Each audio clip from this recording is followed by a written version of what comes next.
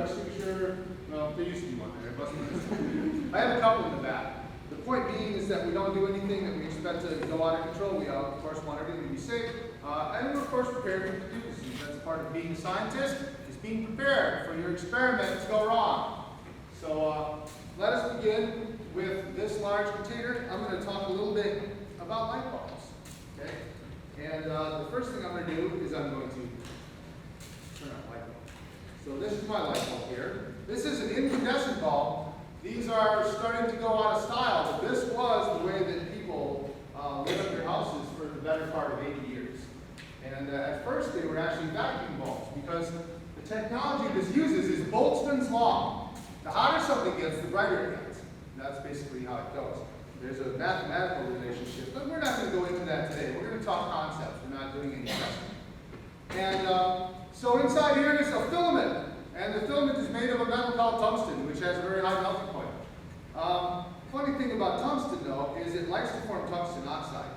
So what I'm going to do is I'm going to break this bulb, and then I'm going to show you on the docking camera, which is the only reason we have one, by the way, what the inside of a tungsten filament bulb looks like.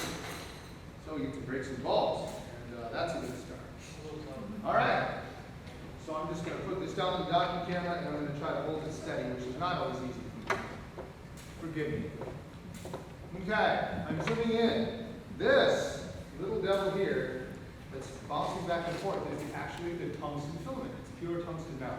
It has a melting point of about 3,500 degrees Celsius.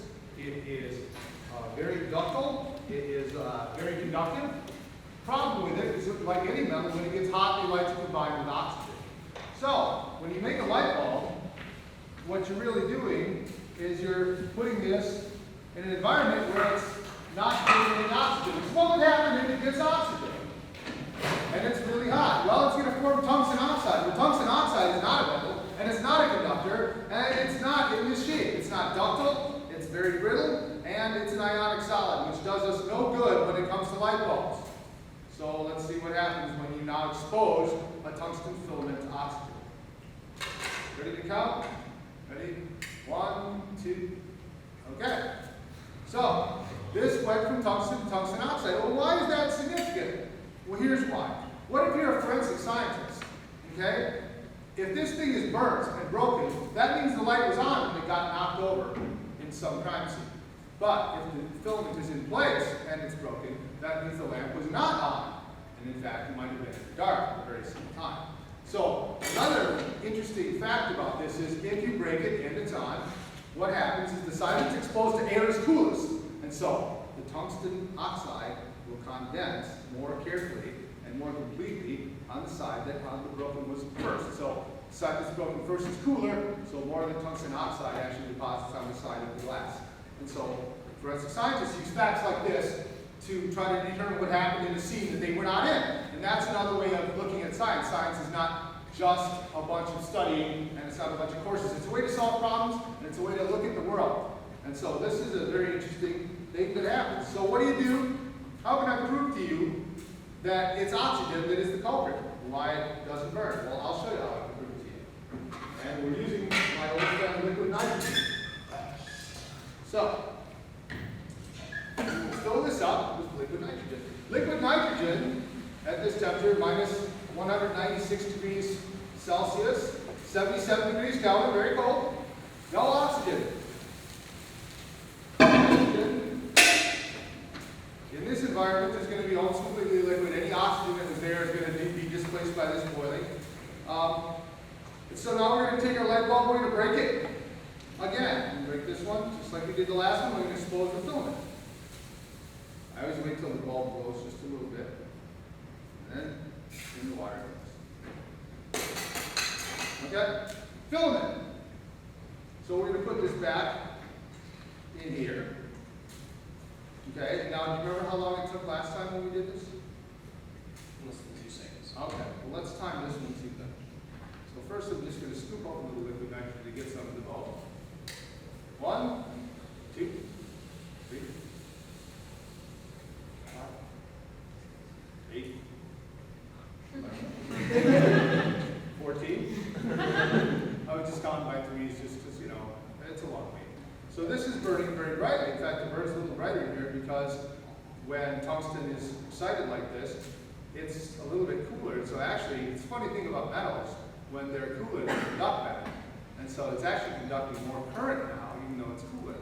And it will continue to burn like this, if you burning you want to call it, even though nothing is being oxidized. It will continue to emit light, the way it's emitting light, in this non-oxygen environment because nitrogen doesn't form any compounds with tungsten when it gets excited.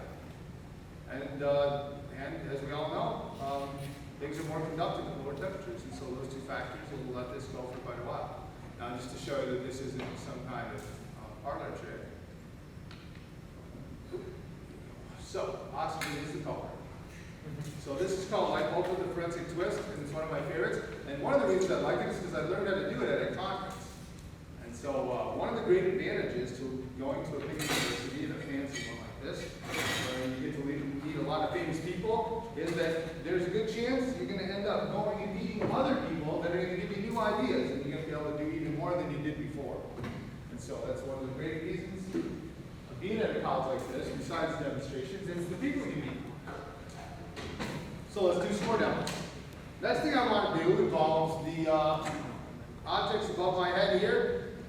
You may call them balloons if you like. And I'm just going to, because you're all sort of scientists already and want to be scientists, we're going to cut to the chase. They all have hydrogen in them. None of these are helium, and we're not going to talk about any other inert gases or whatever. But when we burn these, I will have a couple of questions, because there are a couple of mysteries here. And part of being a scientist is looking at something and observing it and using a reference and making some conclusions, and I hope that we can do that now. So this is my experimenter of science. Okay. Now, I also don't have a straight up hydrogen balloon here. You all know what color hydrogen balloons usually pop? Any idea? Okay. Answer is yellow. They're pretty yellow. So, when you want to watch an experiment that involves combustion or involves light, what is the problem in a room like this? Right, why? Signal to noise ratio. You have to try to, if you want to watch something that happens, that emits light, you have to eliminate as many different sources of incident or random light that you can. And so we'll do just that. So we'll be reducing the signal to noise ratio. We won't go completely down.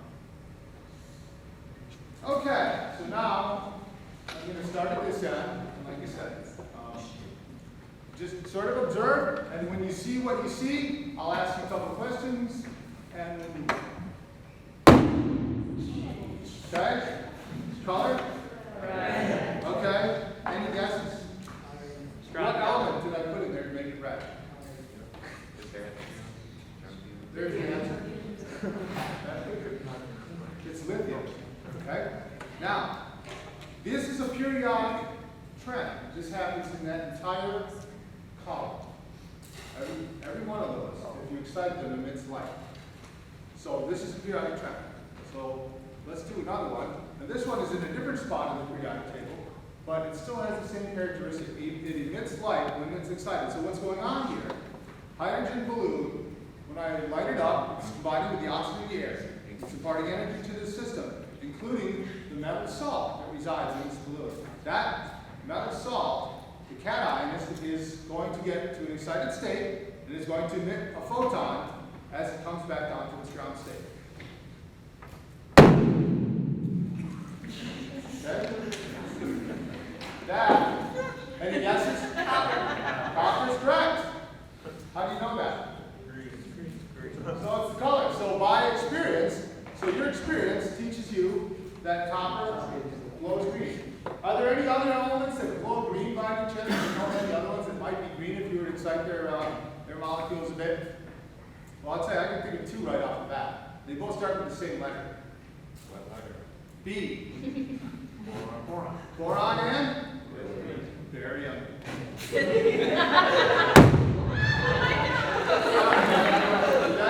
That was not boron and burn, then was it?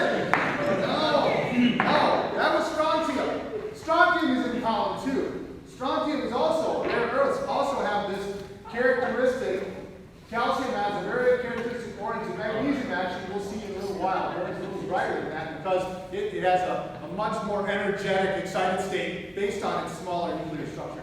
But calcium has a color, and it's actually very orange, just like strontium. And barium is green, and we don't do radium.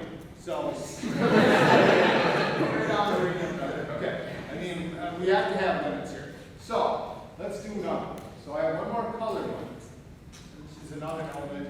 This one is in one of the two columns I mentioned. Why don't you try this? Oh, that's perfect. This is an informed audience. That's why I started taking it. So yeah, that's absolutely fantastic. Okay, I have two other blues left. These are not just hydrogen. Okay? One of them is hydrogen oxygen. The other one is a mystery gas. So we'll do the hydrogen oxygen first. Now, I don't want you to try to listen to this and determine which one is stronger. I want you to just sort of like move with the shockwave a little bit. I'm going to put my ear protection on because I can't put my fingers in my ears. And you guys can, because I will be suggested. And just for safety's sake, we have to do these things. So, here's my next balloon. And easy go.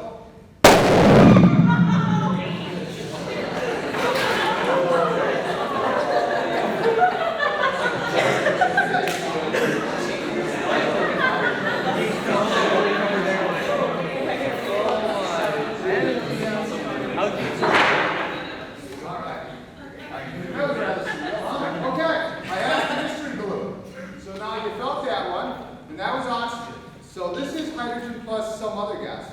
Let us try to guess what gas it is. Yeah, we also do that again. Right.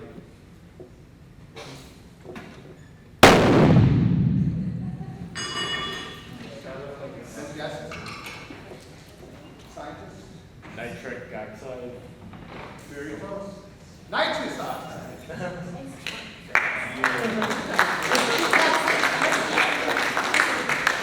So yes, the same stuff the dentist uses when he needs you to stop struggling. And it's very nice. Some people use it for other things, I don't know. So those are the balloons, and that's some combustion experiments. And now I've shown you that what fire can do. Now I want to light something on fire with water.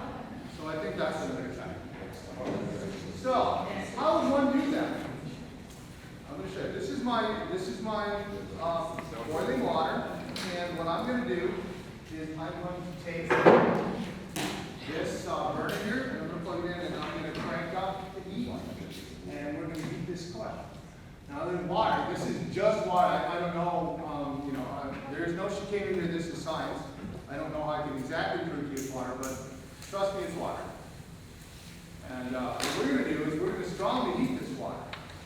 And so the water boils at 100 C, and everyone seems to have this mistaken idea that 100 C is as hot as water gets. But this is not the case at all. And so we're going to heat up the water a bit more. And when we do, we're going to attempt to, I don't know, we're going to try some common household stuff and just see. So this is a state that really you see in maybe power plants, okay? In a nuclear power plant, they use water pressure, in the thousands of pounds, and if you have a leak, this is what you get. You get superheated steam, because when it's at a very high temperature and all of a sudden the pressure is reduced, it splashes to a gas, but just because it does a phase change, it doesn't remove all the heat. So if something's at several hundred C before a phase change, and it suddenly phase changes, it's still at several hundred C minus a few degrees C. And so we're going to try and use that to our advantage here as far as the demonstration goes. So this is really hot water. I have a piece of paper here and I have some matches. I have a couple of them. We'll start with a piece of paper. Okay, so the important part is to not set the piece of paper on fire with the burner, because that sort of ruins the whole thing. So I'm just going to try to singe this corner a little bit. Can you hear it?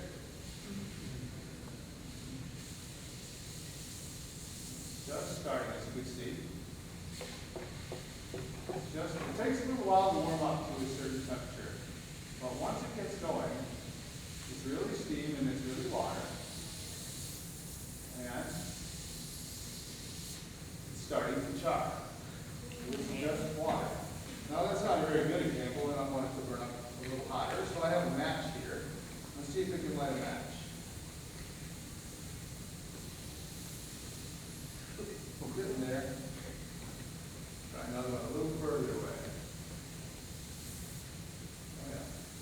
So that's getting pretty warm, huh? So I'm lighting matches with water, which is not, something you see every day. Let's see if it's ready for paper now. A lot of times I'll try to write my name or something, I think because you guys have been really patient, I'll just try to write a big letter J.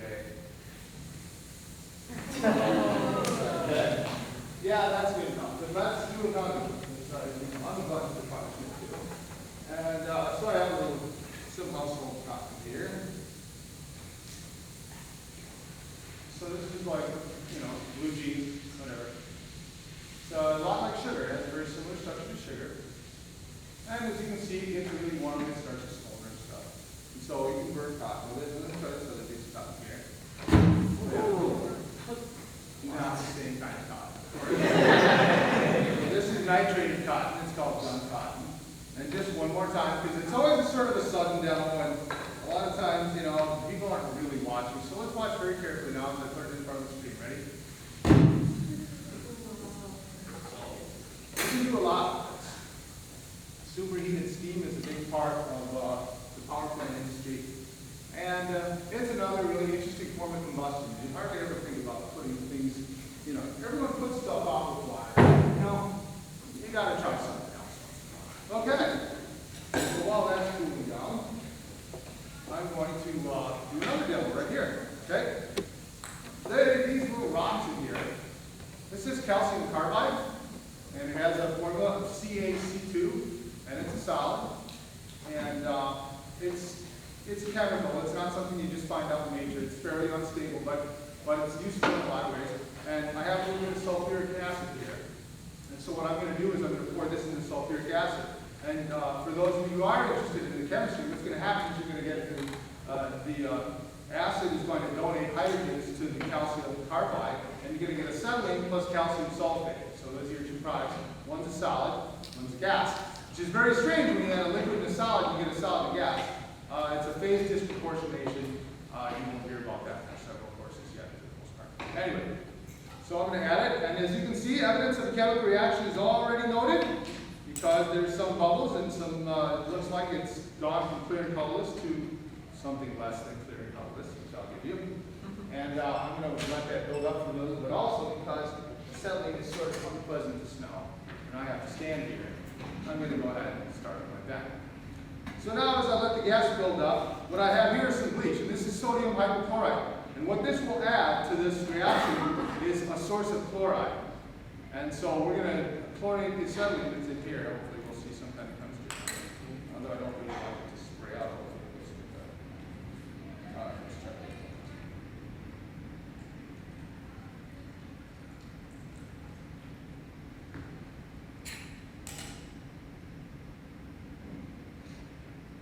Come on, chemistry. Come on, addition.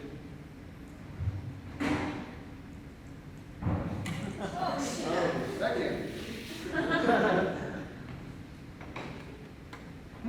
Oh, well, let's let that set for a second.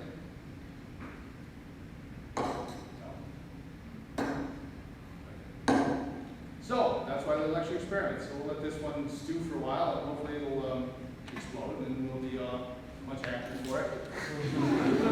But until then, I'm going to do another demonstration. Okay, this one involves magnesium. Everybody likes magnesium. And here's the funny part about magnesium, is that magnesium is not easy to put out. This is a fact. So I'm going to demonstrate that.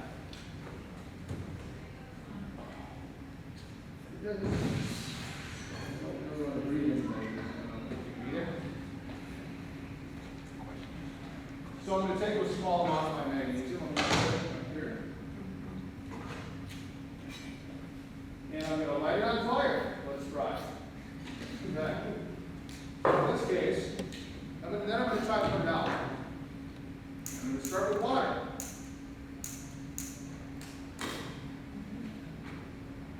Don't look directly at the light.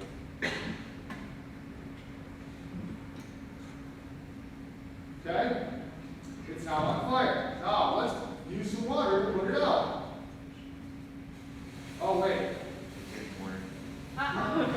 Yeah, water is not doing it. Nope, water won't put it out.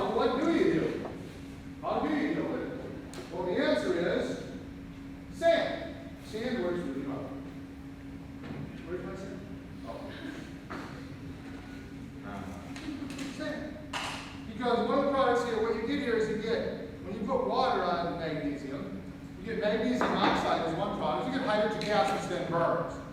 And so that doesn't work out. Well, how about dry ice? Let's try dry ice.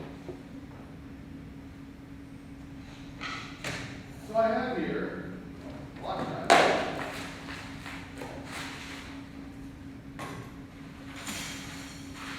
So we'll put some dry ice in here. Okay. And we'll pile some magnesium on top of that. And we'll set it on fire. Oh, that's not great. That's good. Okay, there we go. That's still alive. All right. That's not good. It's too bright.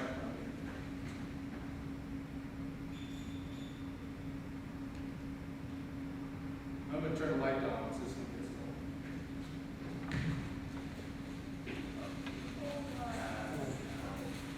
So yeah, let's put some dry ice on that, huh?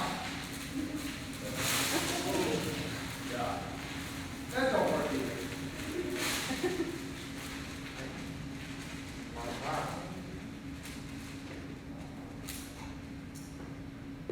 Thank goodness it cools it off. Yeah, that's the sound of glass cracking. So yeah, it's a pretty violent reaction. It goes pretty well. And so that's why they have to use a special kind of fire extinguisher. You know, we don't teach you this stuff so that you can set better fires. We teach you so you can, that's on future day. But this is one of those things. This is why magnesium has its own special fire extinguishing procedure, because there's really nothing, once it gets going in certain situations, standard fire extinguishers don't do anything to fix it. And so we'll just let that one stew. All right, so we've seen one burning metal. Now let's look at another one. Now this is zirconium over here. Zirconium, if you look on your, it's number 40 on your periodic table. So it's one of the first. What is it? Five. And so it has actually two very favorite states, and that's 2 and 4. In that case. So what I have here is I have some powdered zirconium, and I have here just a hot plate, and it's hot. And I'm just going to take some of the zirconium and just sprinkle it on here, and I expect that we'll see more stuff you shouldn't look directly at. Most of the time that's what happens. So let's see what happens when I put a little bit of this zirconium on this hot plate.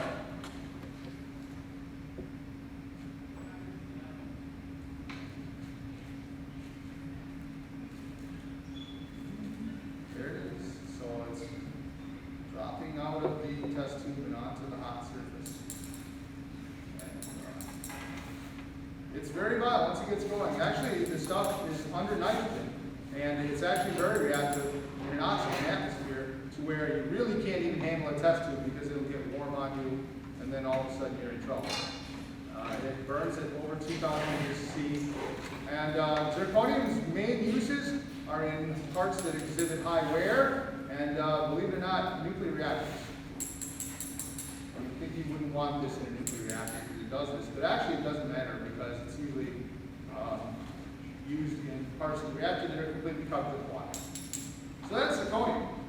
And one of the other things I do is I help put together demonstrations for the University of Wisconsin's Christmas show, which is performed by Professor Bassam Shabashiri. And one of my goals in that many times is to help develop a demonstration for the element of the year, and there are various of those. And this is one of the demonstrations that I actually did for that. And then added to my repertoire. This is all still very cool, which is good. We'll do it. And now we'll do another demonstration here. And this one is called Energy in a Stack. And we're going to use a solid called potassium chloride. It's got a lot of oxygen in it. And this is sort of an idea of how much energy is in the food we eat. I have a couple of M&Ms here. And I'm just going to heat this up until it becomes a liquid. I'm going to put an M&M and we're going to see what it does with this potassium chloride. And, well, let's be honest. If it didn't do anything, we wouldn't be watching it. So it does something for sure. So I'm going to put it so you can see it. And beginning to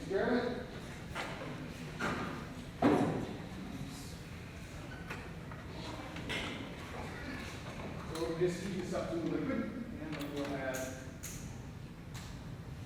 our M&M. And this basically is, you know, people talk about calories a lot, but they don't really mean calories. They're actually kilocalories. And so even a little bit of food has a lot of energy in it, and that's sort of what this demonstration is about. And that people, you know, they put out power. They have an infrared signature. The average human being generates 160 to 200 watts of power. And just think about that, for 24/7, you're generating 200 watts of power. It's a lot. And it takes a lot of food. And people, when they call them calories, they sort of underestimate what they mean in chemistry. And the truth is, they're talking about thousands of calories.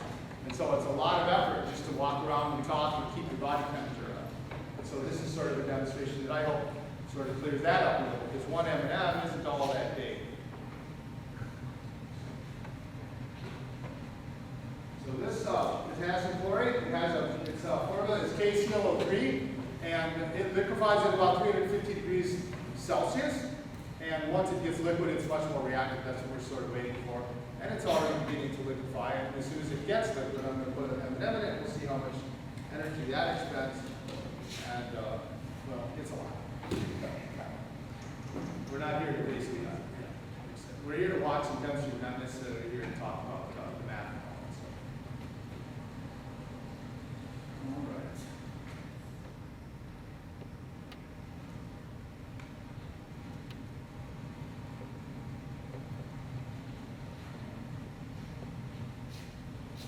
All right. This is bad, eh? So this is potassium chlorate. Didn't we see a potassium balloon not too long ago? What color should this burn? Well, let's see if your hypothesis is correct. I have a lot of confidence in it. All right, and because of course, I'm going to drop this thing in with tongs, because I don't think it's probably wise to use my fingers. It's pretty hot. All right, so I'm going to move this.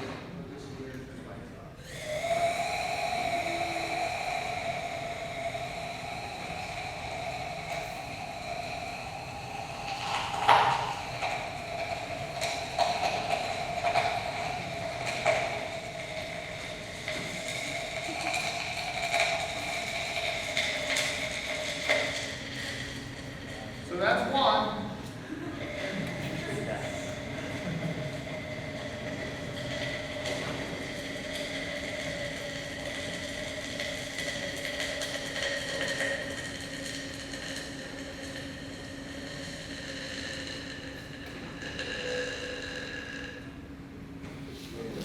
You got to give him credit for everything. All right, so that's energy in the snap, and like I said, there's a lot of it. And that's sort of the point. And now, just a couple more. I have 3 of my favorite demos. And this is one of them. We're going to do straight up redox, right out of school. You may actually see this demo next week if you're demo notes. So, what we're going to do here is we have this piece of copper. It's copper 0. The funny thing about copper is if you increase the temperature, it's more reactive, just like anything else. So we're going to increase the temperature of this copper. How we're going to do that is with a burner, of course. I'm just going to use this one. So here, handy. Go. And we're going to strongly heat this copper.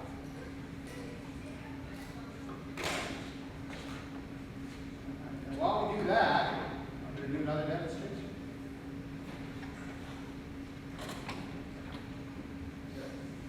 So this is heating up. It's going to get really hot. And when it's really hot, we're going to do a nice demo with that. Until then, we're going to talk about another demonstration on this side. Okay, this is my demonstrator. It's I call it a reaction actuator. I'll show you what it does. As soon as I find the switch. There it is. Okay, I'm going to dim the lights and do the same thing. That's 10,000 volts and 23 milliamps. So this is going to be my actuator, and this is going to be the chemical I use. This is our combustion. It's a white powdered solid. Looks a lot like sugar. It's made of the same things that sugar is made of. Very much so. There's nothing in the sugar not. But it's not sugar. Okay? So I'm going to take a small amount of this white solid, crystalline solid. I'm going to put it on the actuator deck. And I'm going to, well, of course, operate the actuator. Let's call it flipping the switch. Okay. Ready? Okay. Down. Complete combustion. No ash, no gas. Completely entropic and exothermic. Now I'm going to do it with the duct.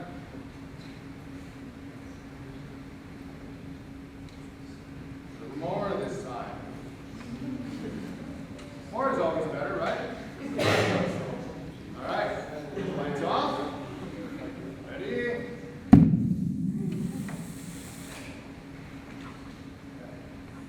So, any guesses?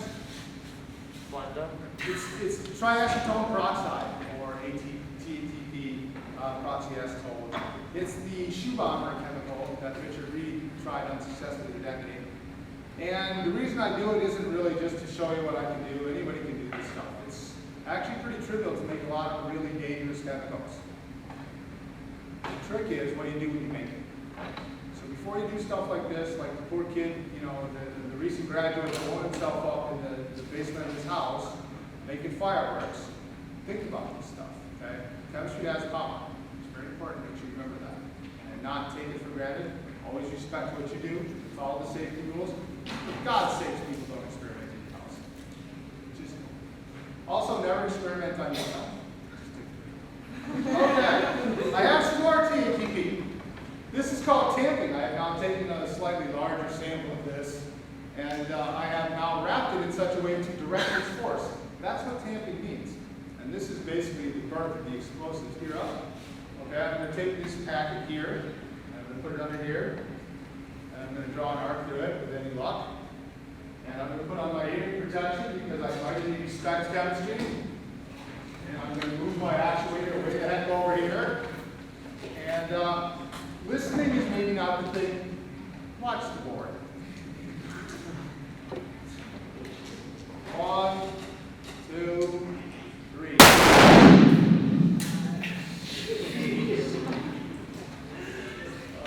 Got you?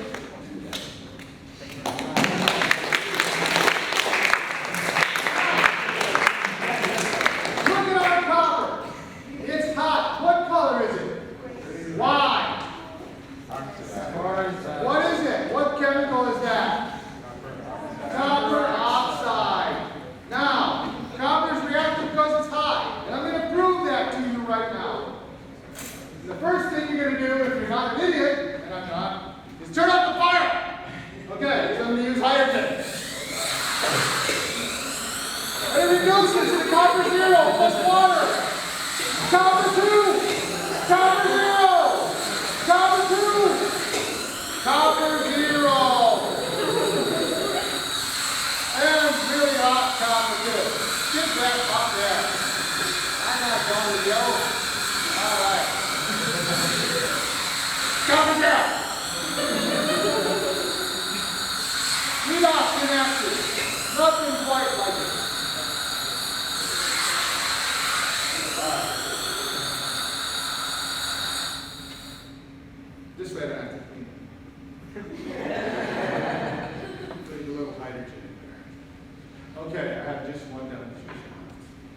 I generally do not do this demonstration. It's fun. But today is special. Alkali sigma is important to me. This is something I do usually at the end of the semester. This is a big tube full of laughing gas, which in and of itself is a good thing, I suppose, if you think about it. But at the same time, we're just going to do some science with it, and what we're going to do is we're going to add carbon disulfide to this, and then we're going to light it. So, without further ado, we get more stuff. So the first thing we have to do is introduce the carbon disulfide to this tube. That's not like hello, how are you doing way. It's more like they have to mix them and inject them. First thing I'm going to do is set this up so I don't have to think about it here. I'll Okay? So, nitrous oxide, lactic acid, N2O.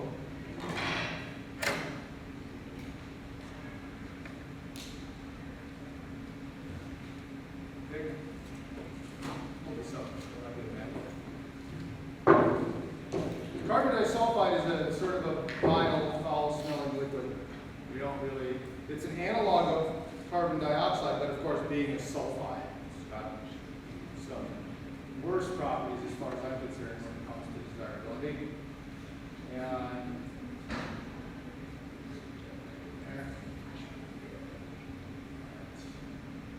I want to be able to measure this. It's very important that I have the right amount. Thank you. You let go and escape. Oh, we will now push this in there. I have to mix this.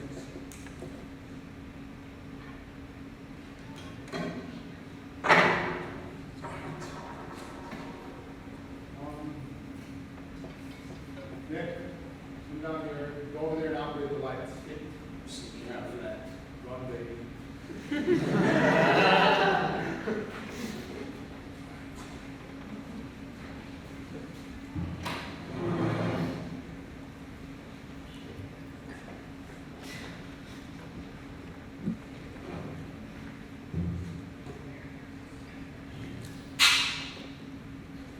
That's lights off.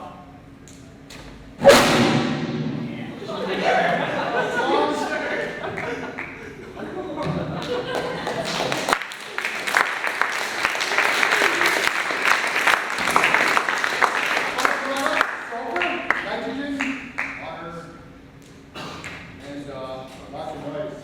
So, thank you for attending my demonstration style.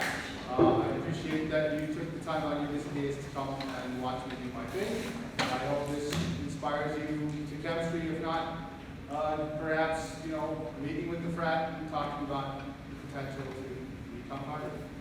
I certainly haven't lost anything. In fact, I've gained a lot since I joined. Met some really wonderful people.